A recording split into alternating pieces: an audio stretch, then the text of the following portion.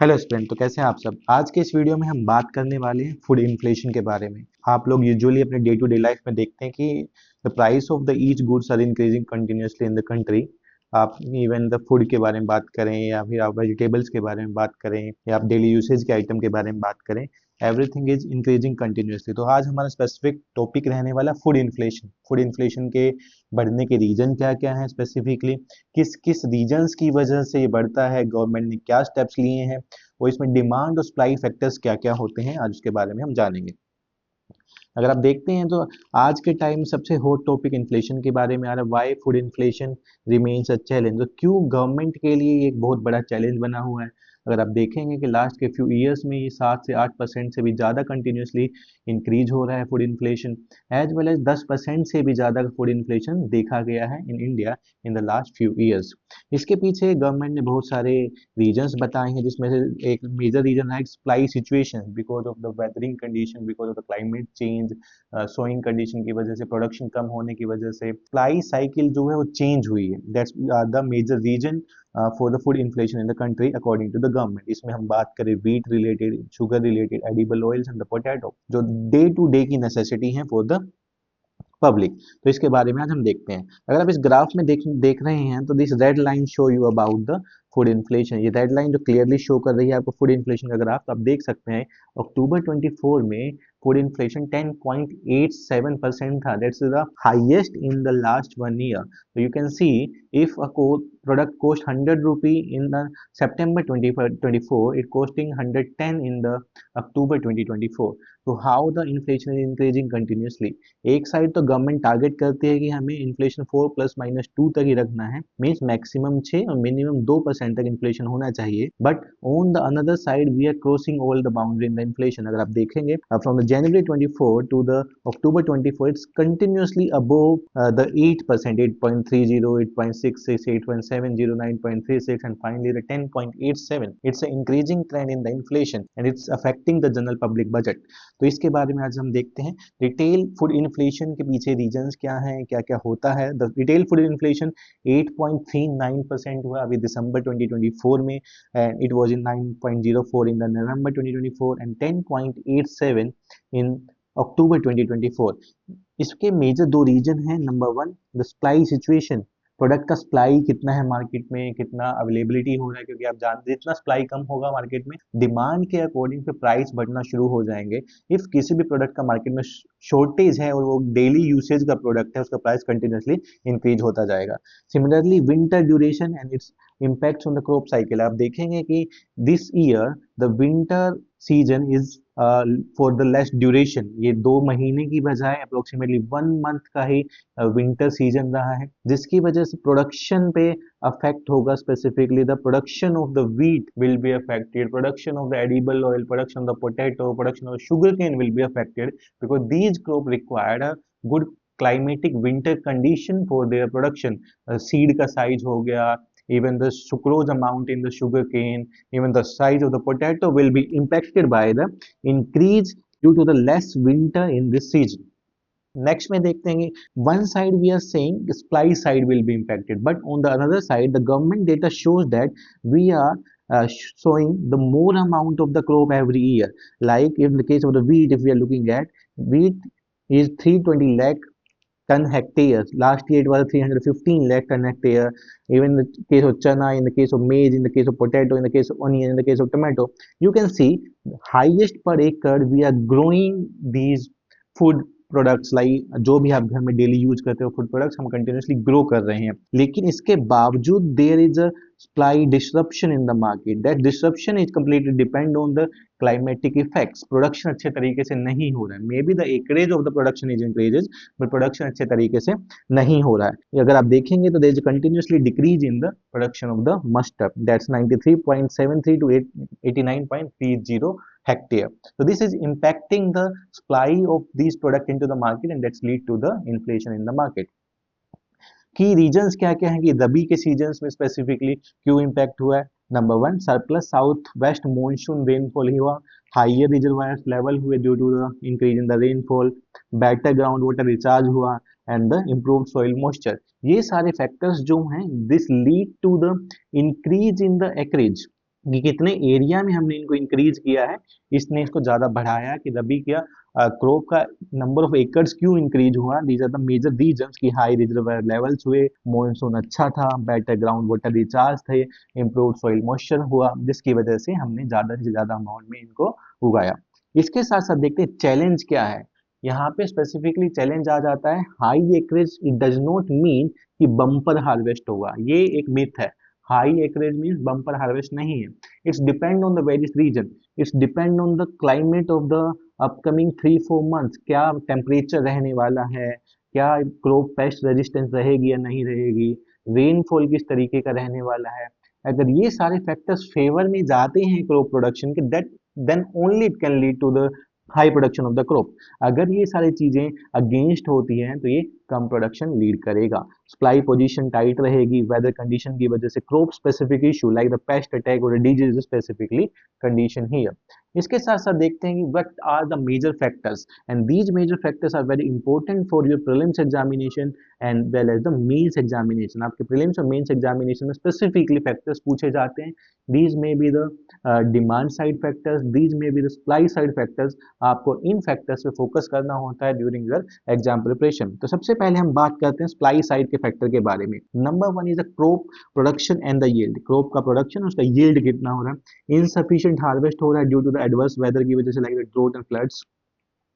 High amounts नहीं हो रहा है, पुअर क्वालिटी सीड्स हैं जो अफेक्ट कंटिन्यूसली प्रोडक्टिविटी को करते हैं। इंडिया के स्पेसिफिकली रीजन्स में अगर आप देखोगे, ग्रीन रिवॉल्यूशन का भी जो इम्पैक्ट था वो स्पेसिफिकली नॉर्थ वेस्टर्न इंडिया में ही था। उसके बावजूद बाकी जो कंट्री के पार्ट हैं वहां पे उस तरीके की वैरायटी प्रोडक्शन, उस तरीके का प्रोडक्शन नहीं हुआ है after even the green revolution. तो इसलिए कहा भी जाता है इंडिया को एवर ग्रीन रिवॉल्यूशन चाहिए instead of the green revolution. Second factors की अगर बात करें सप्लाई साइड में, supply chain disruption like transport issue हो गया, जिसकी वजह से फ्यूल प्राइस हाइक है, रोड ब्लॉकेज है। आप देखोगे तो पंजाब हरियाणा में स्पेसिफिकली बॉर्डर ब्लॉक है because of the farmer protest continuously. This is the one of the again reason in the northern India why the price are higher for the vegetables.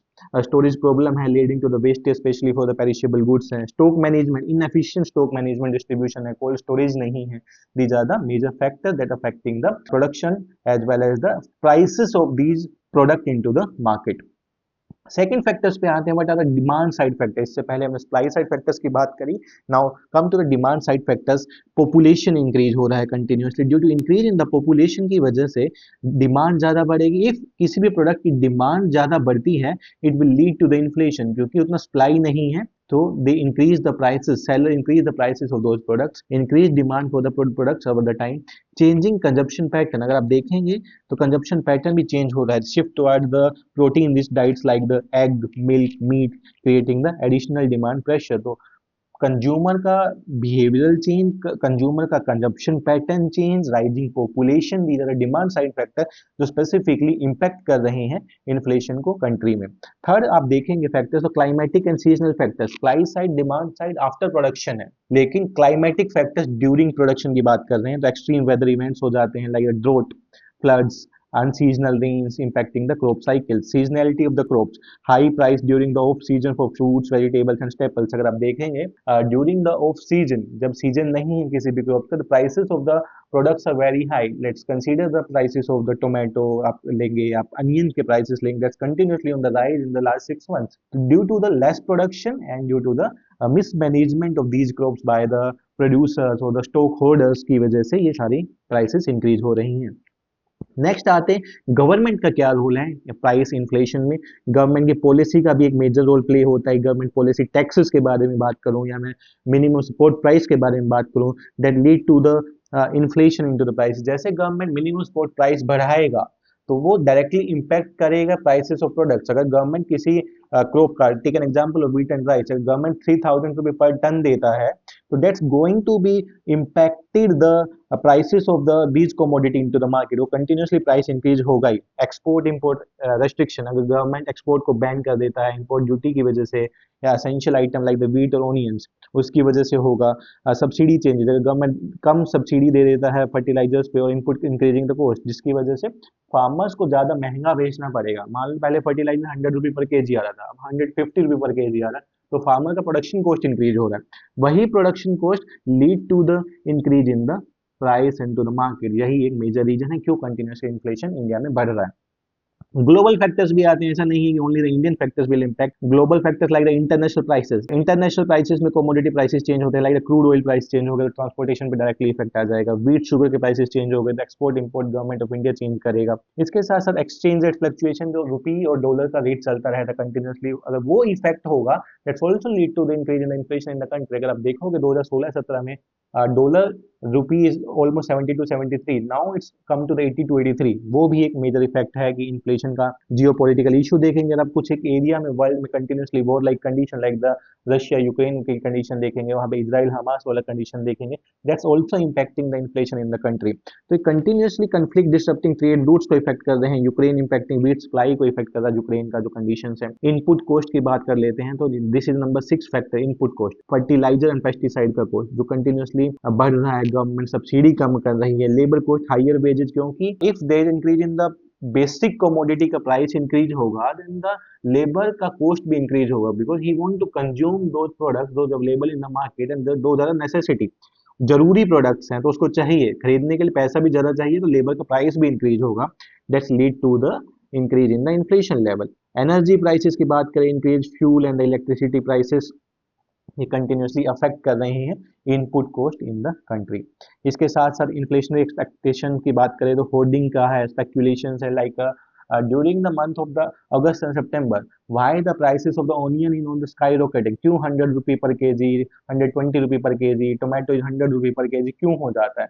Because of the production is less at that time, stock hoarding की जाती है by the big sellers, जिसकी वजह से price market में supply कम किया जाता है, इन प्रोडक्ट्स का मार्केट में कम सप्लाई होती है, जिसकी वजह से डिमांड इंक्रीज हो जाती है। सप्लाई इशू की वजह से there is increase in the prices of these commodity. और ये अब एक न्यू नॉर्मल हो गया है कंट्री में कि हाँ, जुलाई अगस्त सितंबर के टाइम पे इन कमोडिटी के प्राइस तो इंक्रीज होने ही है। Even now the consumer is also agreed कि हाँ ऐसा तो होता ही है, कंटिन्यूसली 5 साल से हम देख रहे हैं। But this is the mismanagement और the failure of the government policy, ऐसा नहीं होना चाहिए, but this is happening continuously in the country.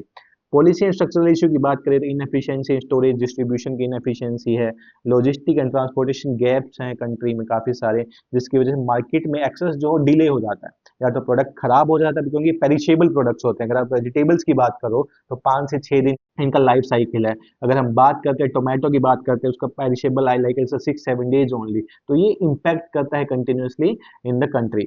इसके साथ साथ हम देखते हैं कि करंट ट्रेंड्स में वीट का क्या है, कि वीट के प्राइसेस क्यों इंक्रीज हो गए हैं। अगर आप देखेंगे तो टेम्परेचर पे वीट का डिपेंडेंसी, उसके जो सीड्स हैं उसमें प्रोटीन राइपन किस किस तरीके से डिपेंड करता है, that's completely depend on the seasonality. Seasonality means winter is the major requirement, fog is the major requirement for the seed of the wheat के लिए मेजर रिक्वायरमेंट है। अगर फोग ज्यादा नहीं रहेगा in the January February month और दिसंबर जनवरी month, जो seed है वीट का that will not be having high quality seeds, नहीं रहेगा, थिक सीड नहीं रहेगा, and that will impact the production, that will impact the quality of the wheat also, and that can lead to the increase in the price of the good variety of the wheat।